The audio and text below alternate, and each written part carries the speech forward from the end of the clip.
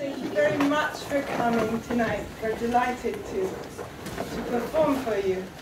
Just make sure your mobiles are turned off. And I'd like to say three things. Three things that need to be said. One concerning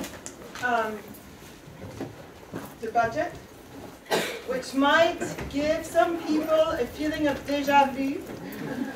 Another about the actors, a third about the political context of the play to justify its being performed here. Actually a fourth as well, to situate the play within the theoretical debate of quarrel scenes. Budget.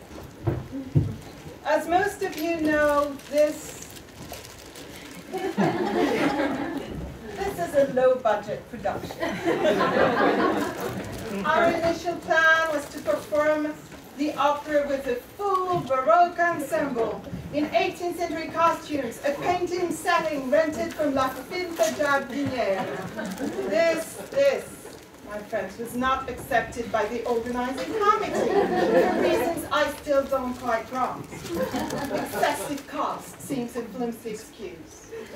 As a consequence, however, we have no wigs, no setting other than a table and the chairs, and many women had to undertake the role of men who, as everyone knows, tend to be more expensive on the market. Talking about business of acting, sound was also restricted. We had to choose between music and sound effects. We chose music to counterbalance for the voice of the actors. One problem, Act 2, where the text in the Welsh Opera says, thunder and lightning, a noise of halloo, halloo. That was an extra cost. So we thought we might as well use the workforce in presence here. So I'm going to teach you how to imitate the sound of the rain, which might come in handy in other situations. All right, are you ready? Yes. Are you ready? Yes. Okay, so tap your hands gently on your thighs. Like this. Not so gently. Yes, now that's the sound of the rain. Okay? Keep going. Keep going. Now, we're going to add thunder to this. Tap your feet.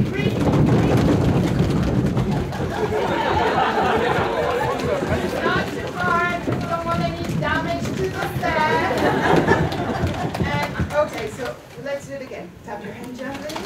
Like this. Okay, tap your hand.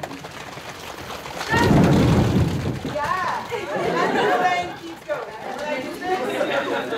And the rain. Okay, now I need, I forgot. We're going to do the atmosphere again, and I need one person in the back to shout, hello, hello! Person in the back. Hello, hello! English speaker, please. Okay, let's try again. Clap your hands. Yes! All right, you know when it's your turn, because I'll be standing here, okay, and I'll do this and this. Don't start the storm inside the house. Now, number 2, story. Why a whole play for quarrel scenes? Okay, let me tell you a story. Mr. Ap-Shinken, that's a name. He's under the strong influence of his dominant wife, the grey mare, the better horse, who panics at the thought of her son marrying below his rank. She asked the parson, a drunkard, womanizer, to inquire what Master Owen, her son, plans to do, but this discussion is fruitless.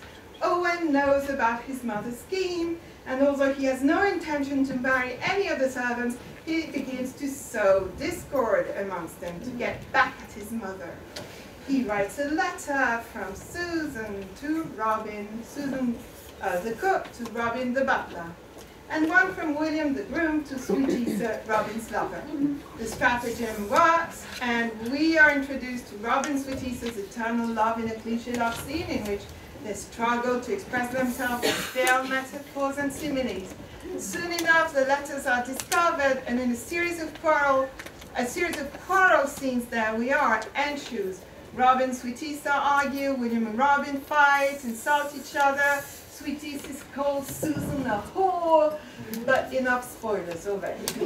Oh, there is a wish to solve all the problems. Il y a une sorcière pour régler tous les problèmes.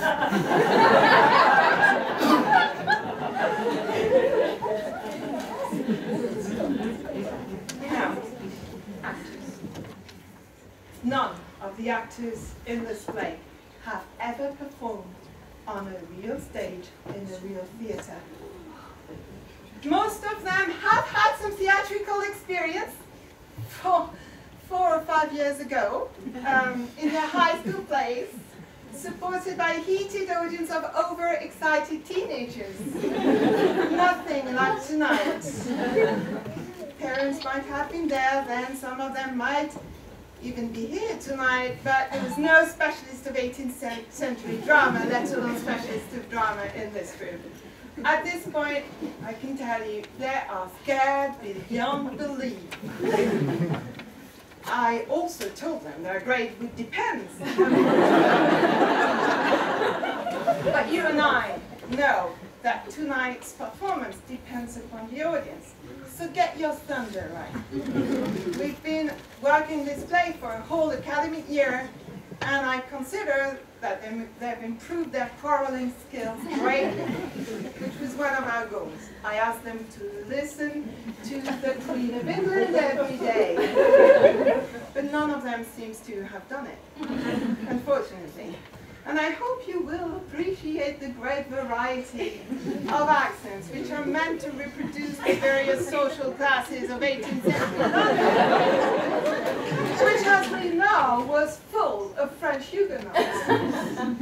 Context. If you've read Mehdi's article in the programme, which was designed by Laura Lynn and made by the students, you already know that this play stemmed from a larger quarrel between two powerful men, Robert Walpole, and he's Robin in the play, the inefficient butler, who was the prime minister at the time, and William Pulteney, it sounds like Jean-Paul, no, sorry, and William, his rival. They were both Whigs politicians. The first one made it to the ministry, the other was a counterpower to the Walpole ministry, especially with his journal, The Craftsman, which was aimed at turning Walpole into ridicule. This paper incensed Robert Walpole's close friend, John Hurley, John in the play, who started to attack the author of The Craftsman in a pamphlet, which soon became one of the great pamphlet wars of the time. Such quarrels had real consequences on personal lives, and Hurley fought a duel with Pulteney, in which both fighters were only slightly wounded. The duel was commemorated, however, in several broadside prints, such as the one you have in the programme. 4. Theory, the best part. The main question to be asked here concerns the hermeneutics of quarrel scenes. The complexity of each scene within the domestic sphere can lead the audience astray, can make the collective references in dispute shiver and collapse. Almost the same.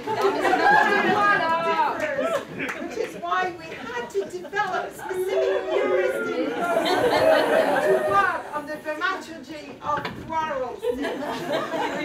And that's what we developed, you know, working on the dramaturgy of quarrel scenes, which is why... Upon my word, Mrs. Kubleris, you write plays, or something like plays, faster than we can act them, or the time to damn them.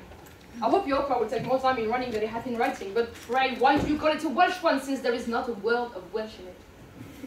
Because the scene lies in Wales, such as the village opera, because the scene lies in the village, or the Scots opera, because the scene lies in Scotland. And do you not think the town will expect Welsh in it from its title? The town, sir, is too well acquainted with modern authors to expect anything from from a title. Tragedy often proves a comedy a tragedy, an opera nothing at all. I've seen a tragedy without any distress, a comedy without a jest, an opera without music. I wish, excuse me. Yeah, I'm moving on stage. I wish you had kept within the rules of probability in your plot, if I may call it so. Probability? Yeah. Probability. That's your name. Yeah, that's what you're saying. Probability. Yeah, probability. It is the business of an author, so, to surprise its audience. The discovery should be brought about so as no one could understand it before it is made. I defy them to understand yours after it is made. I have a wish. I've known some authors who've made a strange discovery without a wish at all. You have been kind indeed to lay your jealousy with the witch. And it would have been as kind as you to have brought in a conjurer to have raised it, for I am mistaken if only but a conjurer can imagine it is raised. Jealousy, sir, madam. Yeah. Jealousy, madam, is an unaccountable passion. One man is jealous from the beauty of his wife, another from her wits,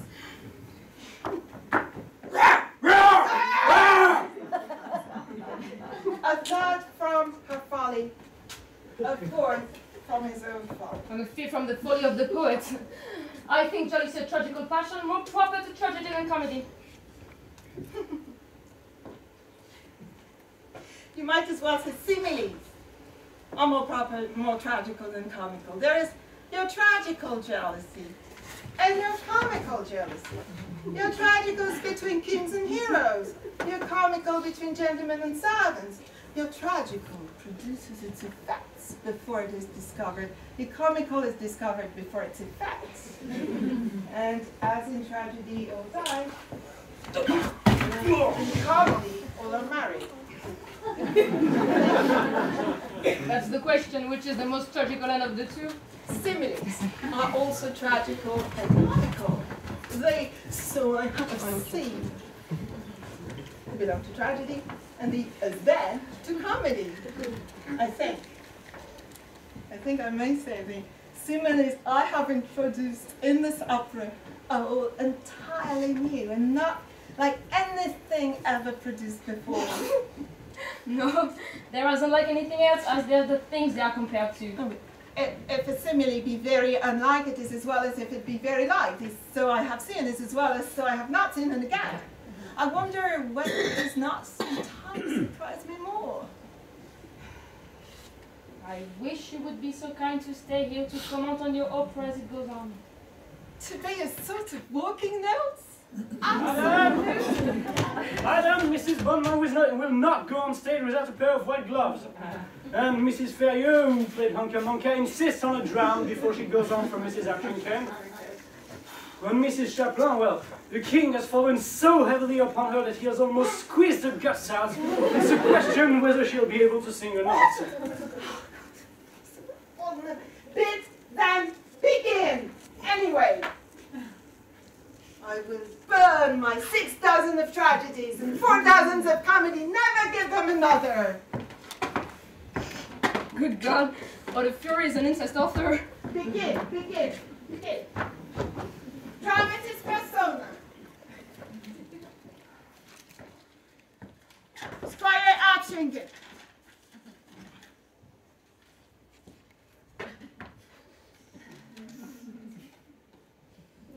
Squire Ap-Shinken! Master Owen, his son, in love with Molly. Parson puzzle text, this chaplain. Robin, the butler, in love with Sweet Easter. John, the coachman, his friend, in love with Marjorie. William the groom, enemy to Robin, in love with Susan. Thomas, the gardener. Thomas has been cut out. Women, Madame Ap-Shinken. Molly, in love with Owen.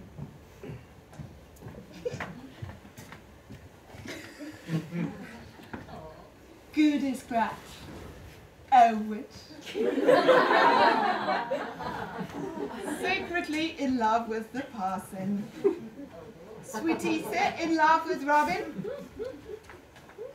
Susan in love with William. Marjorie in love with John.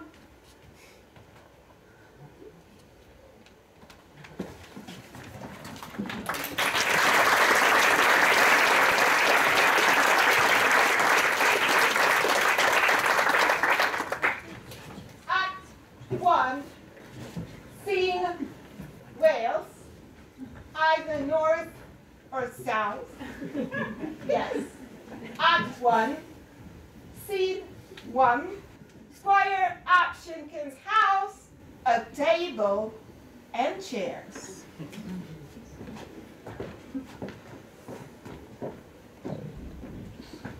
Come, Mr. Prototext, this is your glass. Let us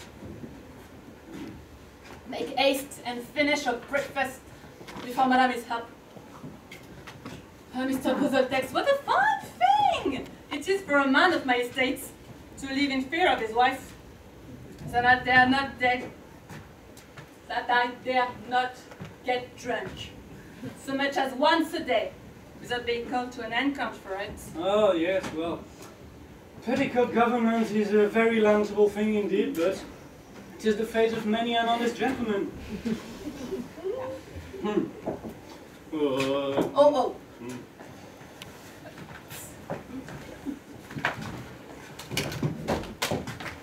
Bring it. What a wretched life leads a man, a tyrant wife, while for each small fault is corrected. One bottle makes a sot, one girl is never forgotten, duty is always neglected. Duty is always neglected, always neglected. But though nothing can be worse than this domestic curse, some comfort is must do, you must do, you must do, you. So fast are the hand-picked bands that each neighbour may shake hands, each neighbour may shake hands. My humble service to you, service to you. Oh.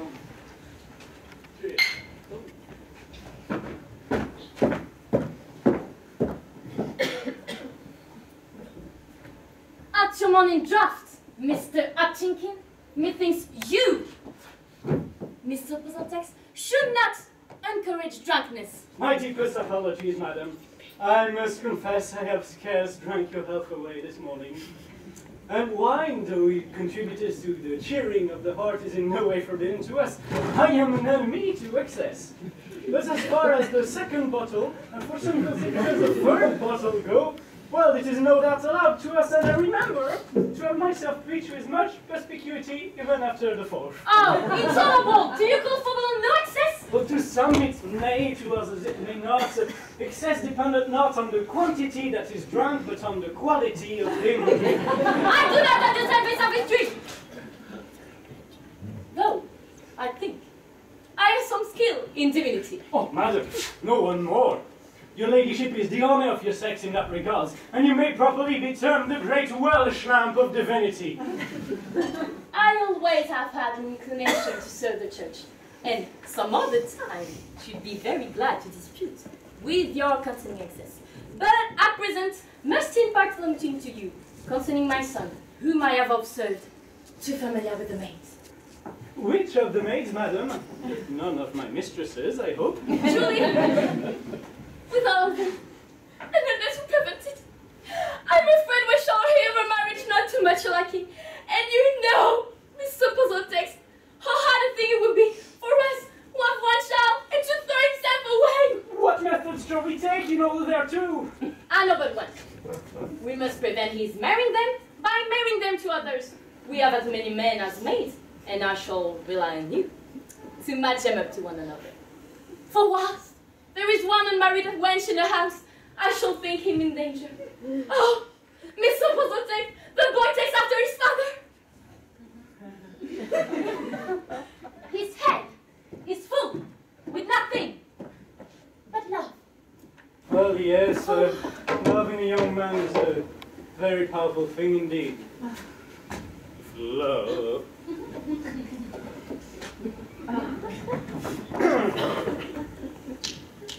If love gets into a soldier's heart, takes off his helmet, his bow is out, kill his charm with, and him swear out, his left to his arms they bind. The gay gods of all, their heaven will be free, and leave their umbrellas for multi-bees. The first of the tribe, the whole master joy, refer to our heavens, the heavens above.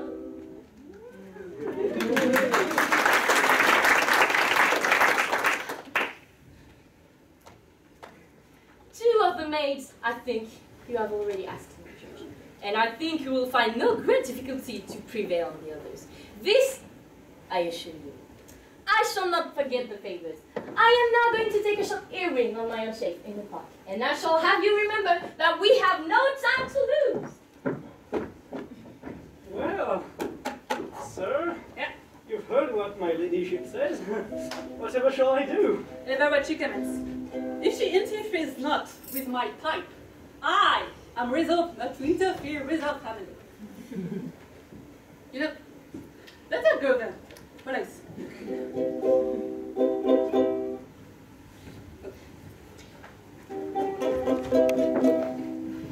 Upon my word, the squire is a thorough Epicurean philosopher, but I'm gonna go seek for the younger squire who is a philosopher of another mind.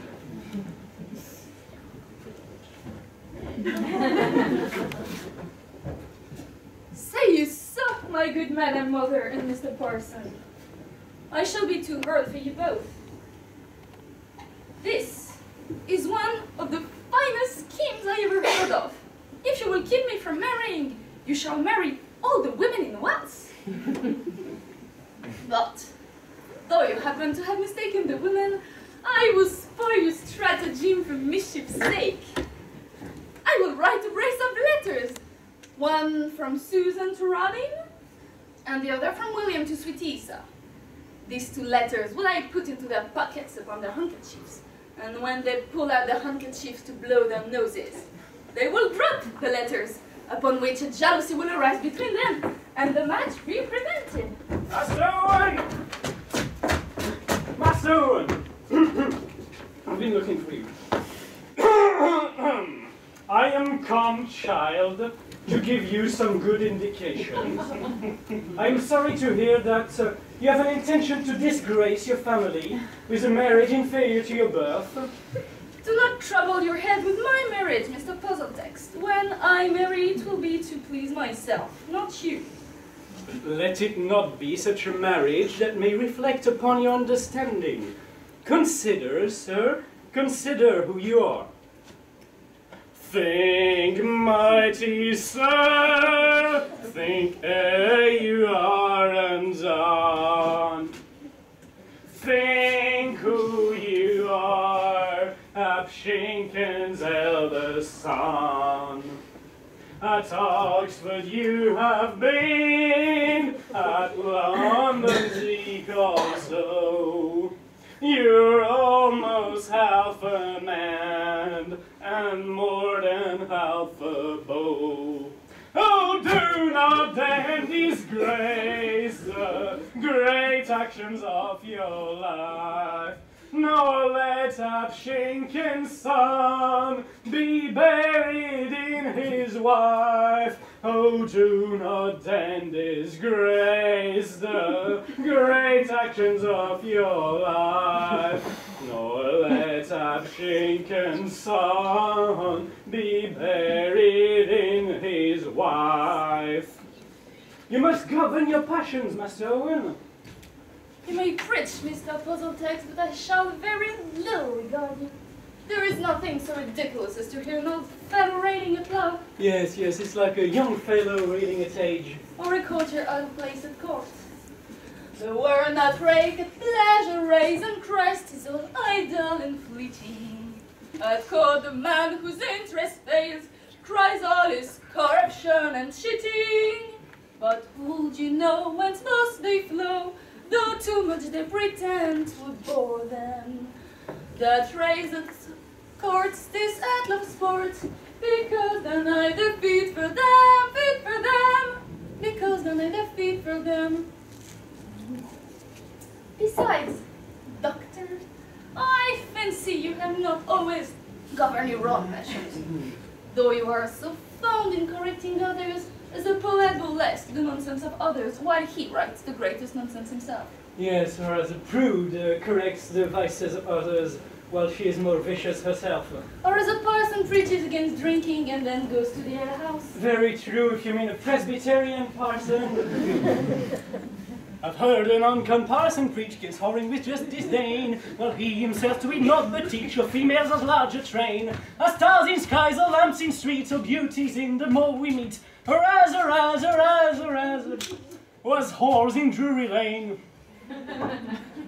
Those seminaries are froth like bottled ale, and it is as difficult to get thee out of a simile as out of an alehouse. The gaudy sun adorning, with brightest rays the morning, with brightest rays the morning, shines over the eastern hill, and I will go a-sporting. And I will go a-courting, and I will go a-courting, there lies my pleasure still. In Gaffer Witchford ground, a brushing hair is found, a course which even kings themselves might see. And in another place, there lies a blushing lass, which will give 10 times more more than she. What pleasure to see while the greyhounds are running, poor pussy's cunning, and shifting and shunning. Now see with what art she plays till her part, and leads her pursuers afar. First this way, then that, first to stretch them squat, till quite out of her breath, she yields her to the death. What joys with the sportsman's compare, what joys with the sportsman's compare. How sweet to behold this blooming glass, with blushing face, and stars in embrace, to feel her breast rise, see joy fill her eyes, and float on her head of trump, while sighing and whining, and twisting and twining, with kissing and pressing, and fondest caressing, with rapture she dies in your arms, with rapture she dies in your arms.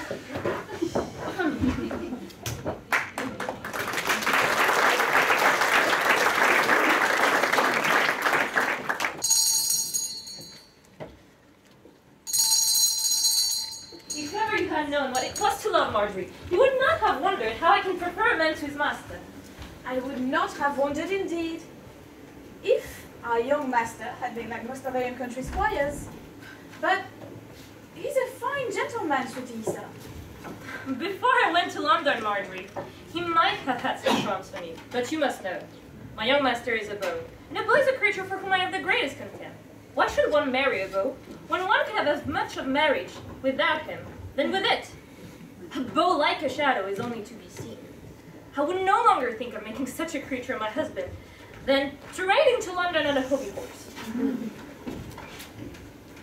In long pigtails and shining lace, our beaux set out a wooing. Yeah, we don't ever show them grace, but laugh at their pursuing. But let the dollar shine so bright, a bow a plume bereft be. Alas, for dame, how naked the sight you find, there's nothing left ye. In long pigtails and shining lace, our beaux set out a wooing. Yeah, we don't ever show them grace, but laugh at their pursuing. But let the dawn shine so bright, a bow a plume bereft be. Alas, for dame, how naked the sight you'll find, there's nothing left ye. Oh, Marjorie, there's more in Robin Littlefingers than in a beau's whole body.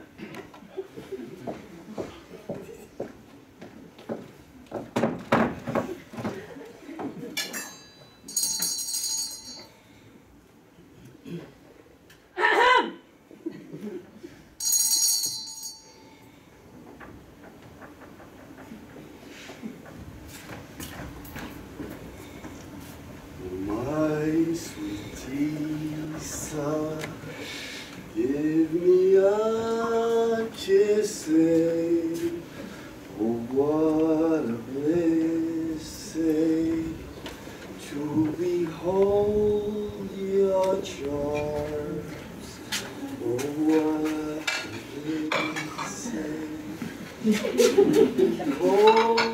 your child. My eyes were gazing, or set ablazing. Come then, and quench them within my arms. Oh, my sweet Isa, you are straighter than the straightest tree, sweeter than the sweetest flower. Thy hand as white as milk and as warm, thy breast as white as snow and as cold. To walk, to sum thee up at once, an oleole of perfection.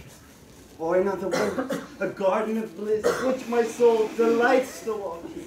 Oh, I will take such strides, such vast, such mighty strides above thy form. Robin, it is impossible to tell you how much I love us to tell how much work there is in this. Oh, my sweet Isa, had I the learning of the author of the opera book in the parlor window, I could not make a simile to my love. Be assured, there shall be no love lost between us. Boom, boom, boom, boom, boom, boom,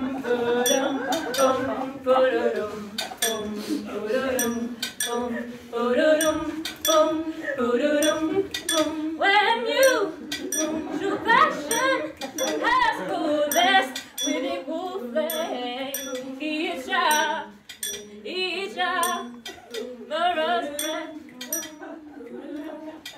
How sweet the rapture of house, sweet the keys, while is she so content, shall strive. I'm sorry.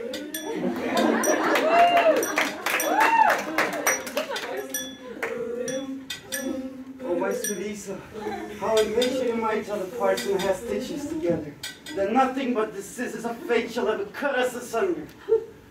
Adieu, my dear. I must go wet the knives. By that time the parson will be returned from coursing, and we will be married this morning. Sweet Isa, it is impossible to tell thee how much I love.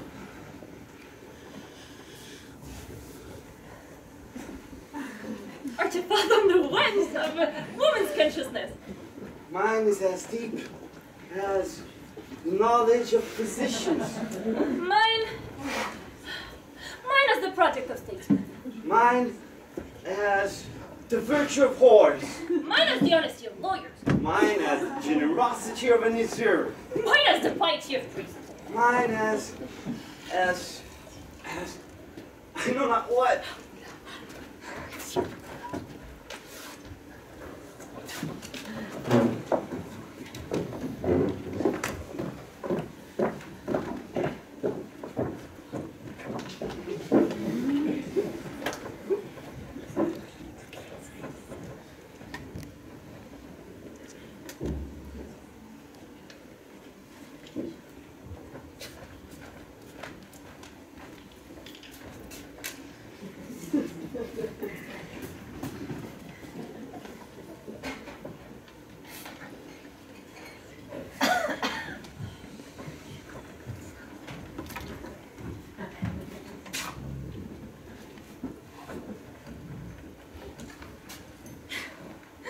If this could so well continue, how happy shall I be? I would not have you build too much on the fine promises which men made beforehand. Very true. For, as a certain old author says, men are frail. Very true, but as another poet says, there are differences in men. Still, another poet says, there are 9 bad ones to 1 good one. Granted even that. Why may be mine not that tight a ship? In a lottery where there are 9 blanks to a prize, everyone expects this for their own ticket. Love is indeed like a lottery, because it draws us into an almost certain loss by the allurements of uncertain gain. But then, it is not like a lottery, because in every other circumstance it is unlike one. I take love to be rather like a dish of soup meager, where though there are some bad peas, there are more good ones. But it is unlike a miss of soup meager, because there are differences between a man and a pea. You can't know even it's outside. You can't imagine. Rather like a dish of soup meager. Not very unlike potatoes. How? Because people mostly live upon it in a cottage. Sure it is like everything. And like nothing at all. Music, please.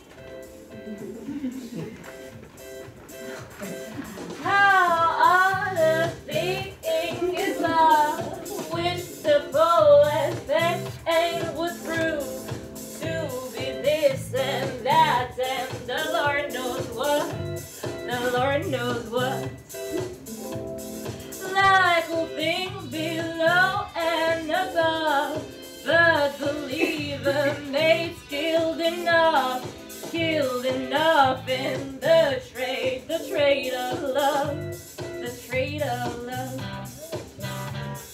It is me, sorry to explain. Days of gentle darkness take hold the heart and the weakest martyr's joy. Days of gentle darkness take hold the heart and the weakest martyr's joy. Tis a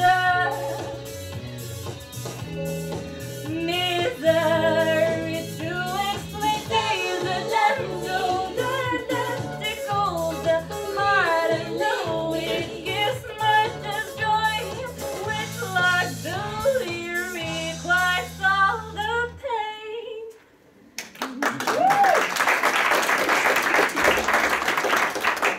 My dear, whilst you have been singing, see what I have discovered. A letter dropped out of Robin's pocket. It is a woman's hand, and not my own. Now am I undone. Robin has retail lane with me, and left our Susan? Susan. Then you have reason to thank the gods for this timely discovery. What could it have availed you to found him out when you had been his wife? When you had been married to him? True, true. What could it have profited to have known he had another? True, true. When once a woman's married, 'tis too late to discover fault. Yet virgins who will marry, ever you should be wary. And if you'll not miscarry, be still inclined to doubting. Examine well your lover, his vices to discover. With caution cut him over, and turn quite inside out him. The wedding past, the stocking cast, the guest all gone, the curtain drawn. Be henceforth blind, be very kind, and find no faults about him. I am resolved never to see Robin hurt. Keep that resolution, and you will be happy. How truly does the book say, hours to men in love are years. Oh, for a shower of rain, to send the parson home from coursing before the canonical hours are over. Huh? What paper is this?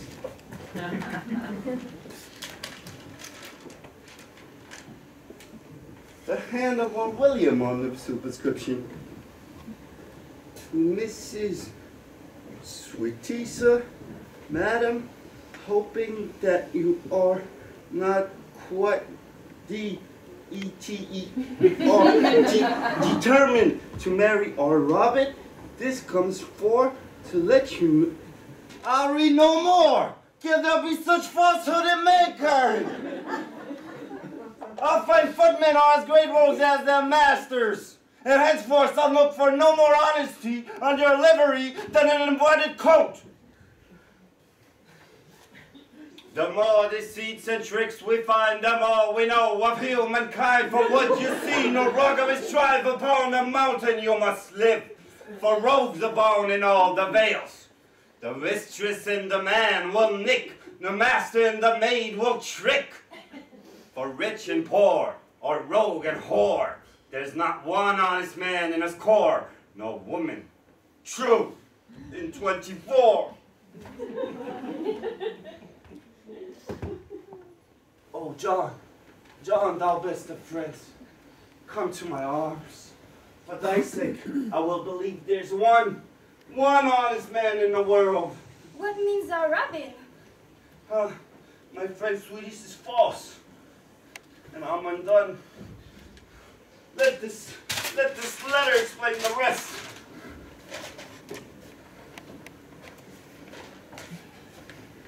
To Mrs.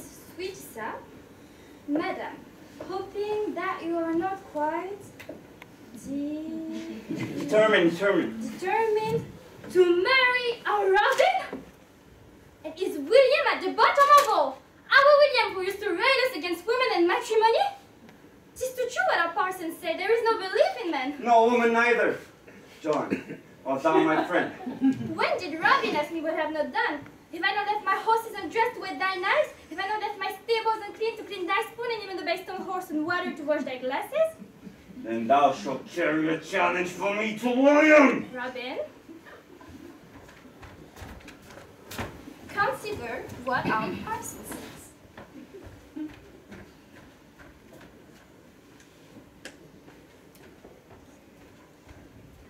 We must not revenge, but forget and forgive.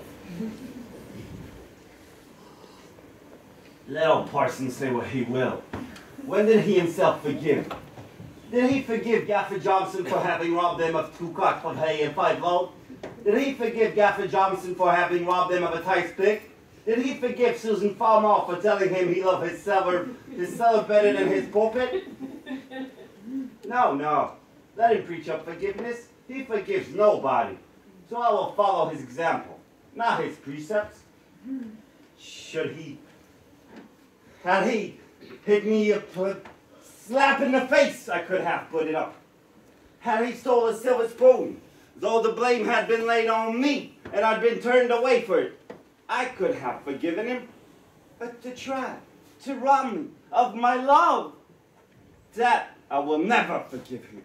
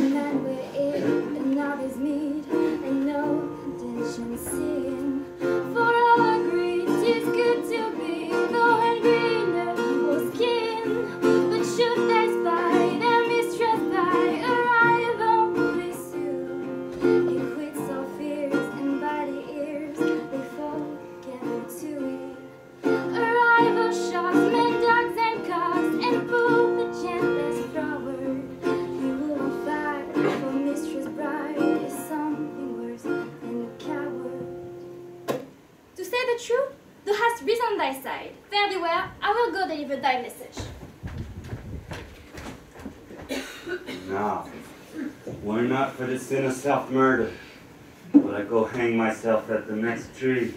Yes, Louisa, I would go hang myself and haunt thee!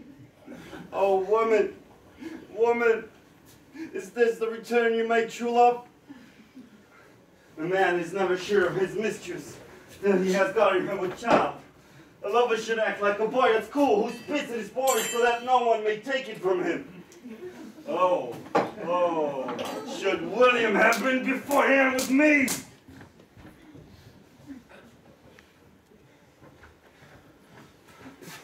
William. William. The perjury of men. I find dreams do not always go by contrary. As I dreamt last night that our Robin was married to another? He's here. The crying won't do, man. I have been your fool long enough. I have been cheated by your tears too often to believe them anymore. Cruel, barbarous, perfidious wretch! I shall break my heart! No, no. Your heart is like a green stick. You may bend it, but can't break it. It will bend like a willow and twist around anyone. Monster! Monster! Better language which you better breathe. Indeed, my dear, what I jeer, your part you will not carry. I'd rather eat the offal meat than others leave and marry. Indeed, my dear, what I jeer, your part you will not carry. I'd rather eat the offal meat than others leave and marry.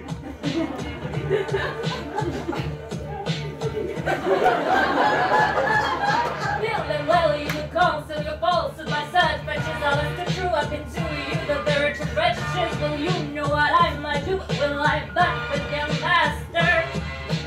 Pray be still, since by your will you're now a child of bastard. I was child. Yes, you were child. I was child, you villain. Yes, you were now a child by William.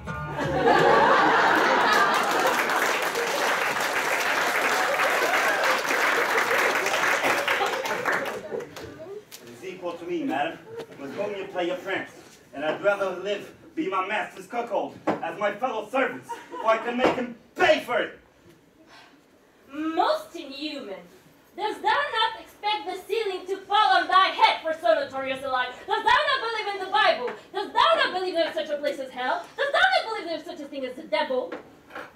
do, madam. And I think you will find there is such a place to your cost. Oh, madam, sweeties, that a woman could hear herself asked in church when she knew she has had to do with another. I had to do with another? You, madam, you! I had to do with Will? Yes, you had to do with Will! Shut up, just shut up, shut up, shut up, shut up, to shut up, shut up, shut up, to shut up, shut up, shut up, to shut up, shut up, shut up, to shut up, shut up, shut up, to shut up, shut up. You're not so disastrous, can woman be flawless to be a good virgin and not at all with a pleasing. It never had teeth made to hear forsaken man fall, but from you this abuse, you know, but from you this abuse, you know, for whose sake it news you, you know, for whose sake it news you, you know. I have says to my man, head up, I have says to my man, head up, I must take my ear, I must take my ear, for what woman can bear, for what woman can bear, to be called a drunk jar, bullshit, to be called a drunk jar, bullshit, and pulled out the tankard, before she had swallowed a cup. Shut up, just shut up, shut up, shut it up, just shut up, shut up. You're not so disastrous, can woman be flawless to be a good virgin and not at all with a pleasing. It never had teeth made to hear forsaken man bawl.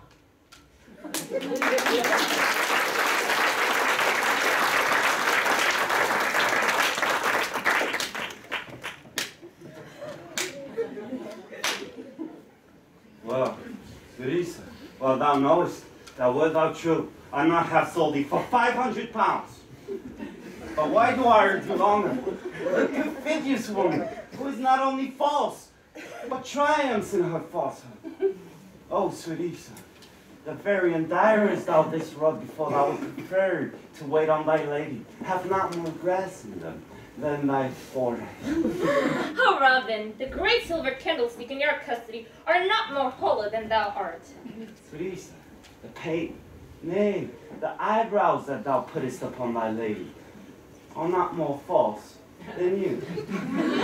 You have as many mistresses as there are glasses on the sideboard. And thou lovers as thy mistress has patches. If I have, you will but a small chance. The better my fortune! For to lose a wife when you have had her is to get out of misfortune. To lose one when you have had her, before you have had her, is to escape it. Especially if it be a wife that someone has had before you. He that marries a woman pays the price of virtue. The whore may be had cheaper. A woman's well like china, now dear, now cheap is bought. When halt is worth a guinea, when broke not worth a groat. The coat for which your tailor puts many guineas down. In Monmouth Street the sailor will sell you for a crown. A woman at St. James's with guineas you obtain. But stay till lost her fame is, she'll be cheap in Drury Lane.